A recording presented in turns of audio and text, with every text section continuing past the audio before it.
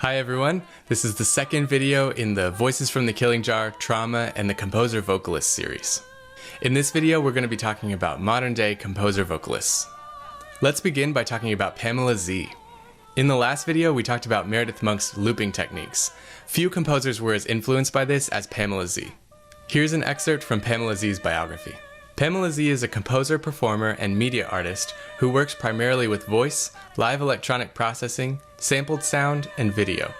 A pioneer of live digital looping techniques, she processes her voice in real time to create dense, complex sonic layers. Her solo works combine experimental extended vocal techniques, operatic bel canto, found objects, text, and sampled concrete sounds. She uses Max MSP and Isadora software on a MacBook Pro, along with custom MIDI controllers that allow her to manipulate sound and image with physical gestures. In addition to her performance work, she has a growing body of intermedia gallery works, including multi-channel sound and video installations. These biographies are important because they give us some idea of what the composer's goals are and sometimes even what techniques they use. Here we can see that Pamela Z uses a number of interactive softwares like Max MSP to create integrated, complex sound worlds. Her use of these softwares often has a performative element to it as well, emphasizing the performance art overtones of her compositions. Also notice her reference to extended vocal techniques. That's a direct nod to the early composer-vocalists. Lastly, we can gather that Pamela Z differs from those early composers in a significant way. She does not write for an ensemble. All the sounds in her compositions are created by her own voice and live processing. Let's watch this video of Pamela Z performing her work 4 Layers. And by the way, the link to this video is in the description. It's an incredible concert.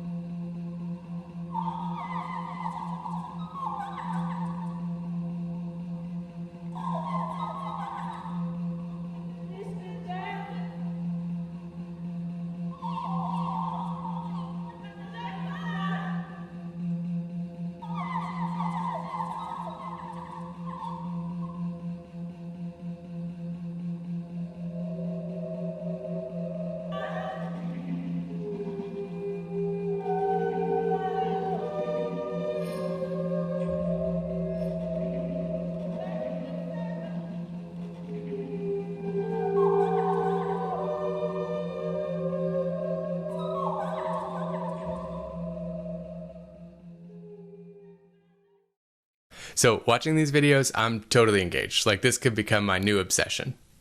But it does make me wonder, if I'm not watching her interact with these electronic elements, am I just as engaged? My first experience with Pamela Z was just audio, and I wasn't that taken with it. But the first time I watched her perform, I was fascinated.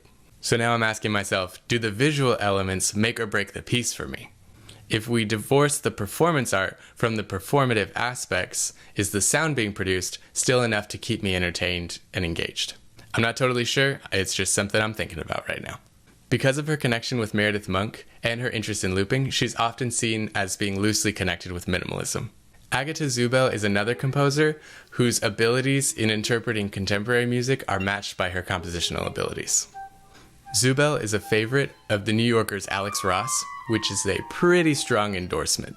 Zubel writes for a wide variety of ensembles, but her most successful works are for solo voice or voice with electronics.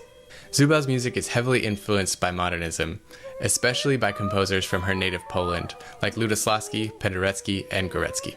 Here she is performing some dense music for voice and live electronics.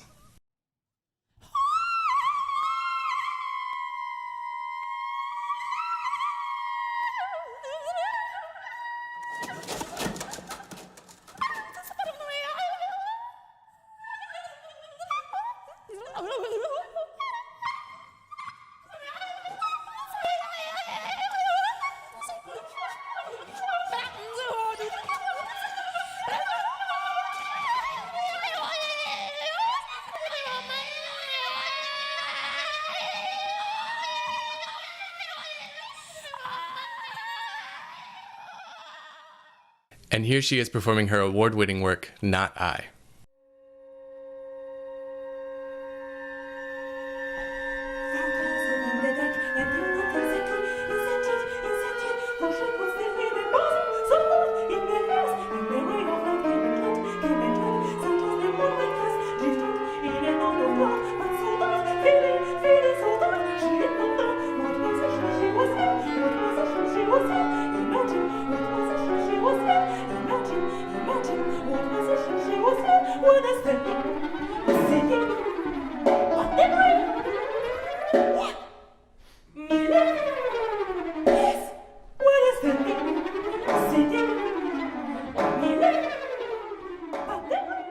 Our last composer for this video is Carolyn Shaw.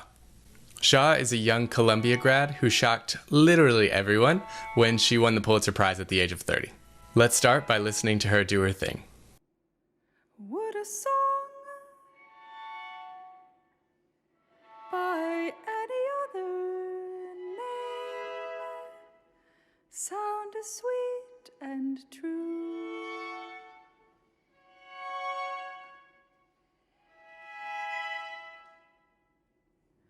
Would all the reds be just the same, or violets as blue?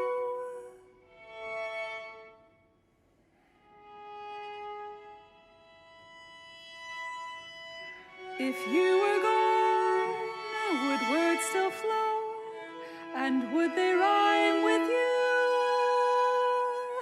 If you were gone, would I still know how to love and how to grow and how the vow threads through?